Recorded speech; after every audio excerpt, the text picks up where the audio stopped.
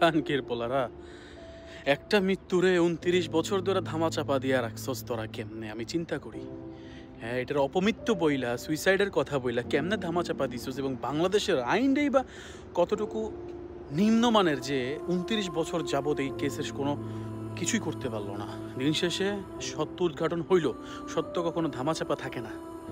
এবং সত্য এইটাই যে সালমান শাহকে, প্রয়াত নায়ক, বাংলাদেশের one of the best superstar যাকে বলা হয় ওই সময়, প্রয়াত নায়ক সালমান শাহকে হত্যা করা হয়েছে তার শাশুড়ির মাধ্যমে।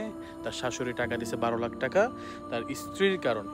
শাশুড়ি, স্ত্রী, ভিলেন ডন, আজিজ, তারপরে সবাই রিজবি সাক্ষী দিল। তো দিন শেষে কি হলো? সত্যের জয় হয় বলা আছে না, একটা ছবি আছে সালমান শাহ, কিভাবে একটা মানুষকে কিরকম টর্চার করে মারতে পারে একটা চিন্তা করেন। প্রথমে ইঞ্জেকশন পুশ করলো, তারপরে মাইরা ফেললো, গলায় ধরে ঝুলায় উঠায় দিল, কেস করলো কি সুইসাইডের। এবং এই খুনগুলো ধামাচাপা পড়ে গেল রাজনীতির লোকের কারণে।